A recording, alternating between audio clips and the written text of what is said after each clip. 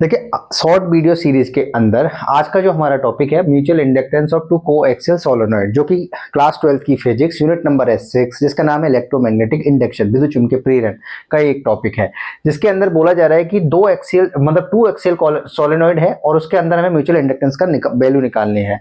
हमने एक cylindrical shape और उस पर कॉइल को लपेट दिया है दो कॉइलों को। तो पहली जो कॉइल है उसके अंदर नंबर ऑफ टर्न्स माने हैं N1 और दूसरी जो कॉइल है उसके अंदर नंबर ऑफ टर्न्स माने हैं N2।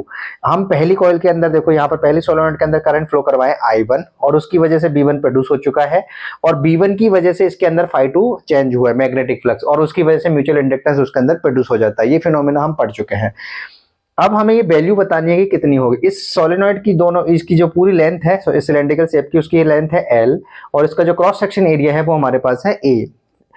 जो मैग्नेटिक फील्ड है उसकी जो डायरेक्शन निकाली जाती है वो राइट हैंड थंब रूल से निकाली जाती है, जो कि दाएं हाथ के अंगूठे का नियम होता है, जो कि जिसके हिसाब से ये होता है कि कर्ल्ड फिंगर को करंट की डायरेक्शन में रखा जाए तो जो थंब होगा वो मैग्नेटिक फील्ड को दिखाएगा, मतलब मुड़ी हुई उंगलियों को अगर धारा की दिशा में रखा जाए तो जो अंगूठा होगा वो चुंबकीय क्षेत्र की दिशा को दर्शाएगा।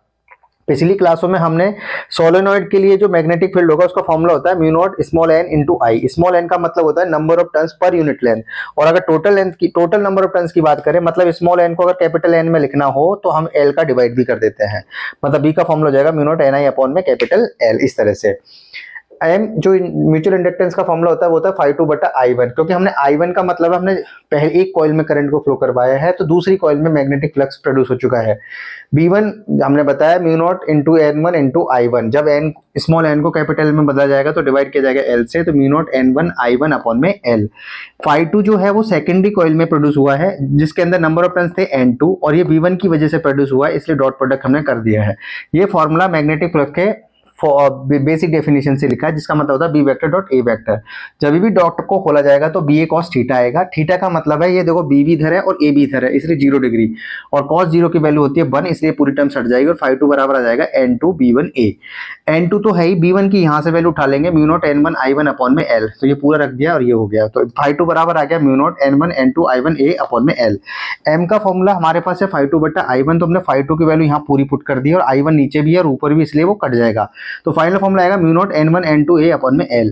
अगर इसके अंदर मीडियम रखा होता तो म्यू नॉट की जगह आता म्यू और ये फॉर्मूला बन जाता mu N1 N2 A upon में L, और म्यू आर बराबर रिलेटिव परमिटिविटी होता है म्यू बटा म्यू नॉट, तो म्यू बराबर यहाँ mu r into mu naught भी लिख सकते हैं।